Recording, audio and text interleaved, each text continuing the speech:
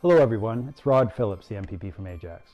It was staged as a heartwarming Christmas message, complete with gingerbread decor and a cozy fire. But it turned into a hot mess when Canadians learned this politician wasn't home for the holidays, but vacationing on the Caribbean island of St. Bart's during a COVID lockdown. He was ordered back to Canada. I know that I disappointed a lot of people. I hope people appreciate I've disappointed no one more than myself. But Canadians weren't buying it. Ontario's finance minister was forced to resign, and it was just the beginning. What followed were confessions, demotions, resignations from politicians and government employees who just couldn't resist a family visit or vacation, flouting the very guidelines they helped set. Even posted it on social media. There's a very low COVID rate in Jamaica. Only to apologize. I shouldn't have gone. One trip to Hawaii became a searing flashpoint of anger.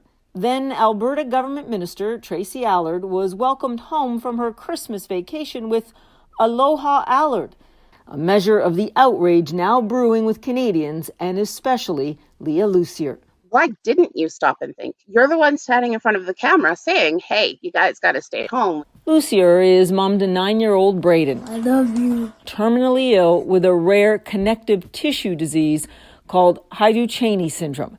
After years of waiting, he was meant to go to Hawaii in 2020, but couldn't take literally the trip of his life when Make-A-Wish Canada had to postpone it because of COVID.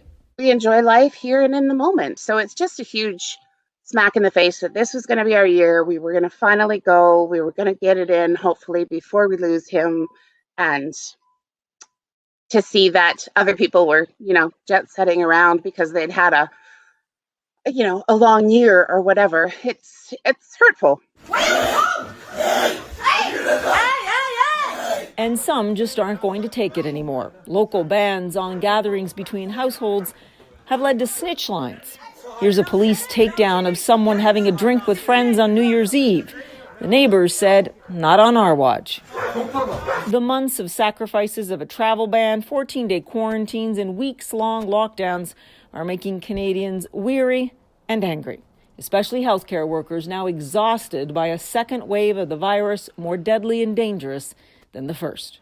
Canadians do not tend to rapidly become outraged. We're pretty calm, a lot, but I think this has sort of been a bit of a tipping point for us to say, okay, like we've done our bit. What does this say about your respect for what our sacrifices have been? For them to then ignore the sacrifice of others for their personal pleasure it's hard to articulate how deeply disturbing that is. It truly feels like an insult. It is all fraying the collective spirit still needed to fight this virus here, as the privileged and complacent potentially endanger lives right across the country. Paula Newton, CNN, Ottawa.